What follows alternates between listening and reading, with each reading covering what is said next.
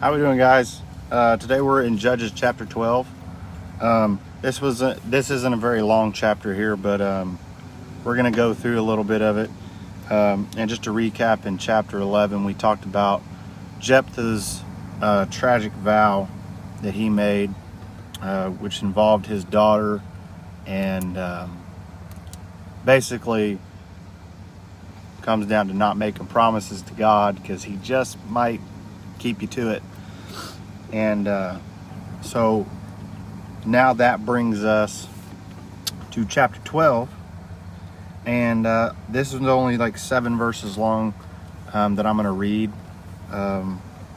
So let's get into it. And this is still continuing a little bit of Jephthah. And the men of Ephraim gathered themselves together and went northward and said unto Jephthah, Wherefore passest thou over to fight against the children of Ammon, and didst not call us to go with thee?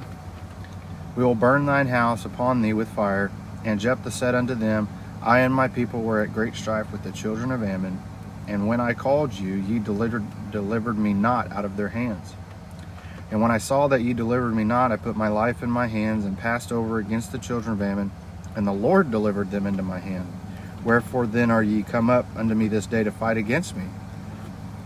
Then Jephthah gathered together all the men of Gilead, and the men of Gilead smote Ephraim, because they said, Ye Gileadites are fugitives of Ephraim among the Ephraimites.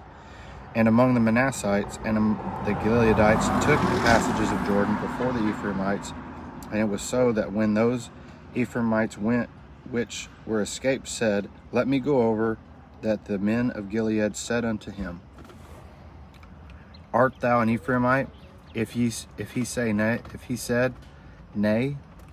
Then they said unto him, Say now Shibboleth.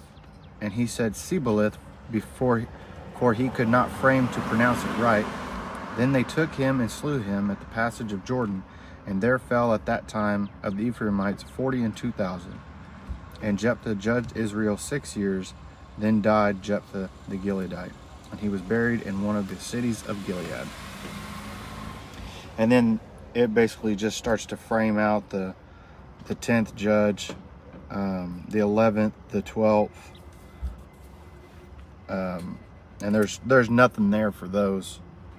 God didn't see it fit to include that, what those guys did, because it must not have been anything for us to need to learn from it.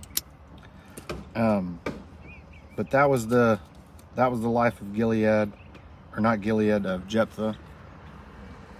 And yeah, this is just us continuing our Bible study through this, and you can see how God had still blessed Jephthah by delivering the Ephraimites into his hand, as well as the Ammonites.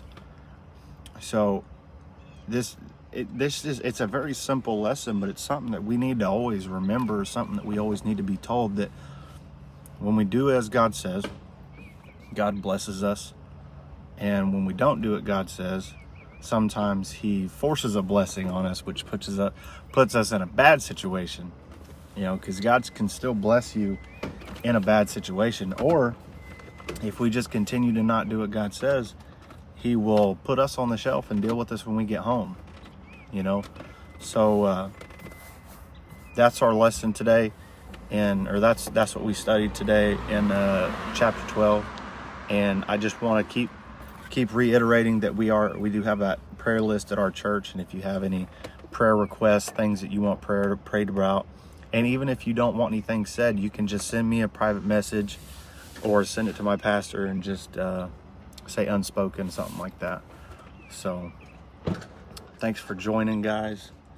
Hope you guys are having a great day. It looks like we're gonna have a lot of rain, so stay dry, and follow me on here on Facebook. Subscribe to my YouTube channel that I have now. It's just my name, Derek Quinelli. And yeah, thanks for joining, guys. Glad to see you guys here.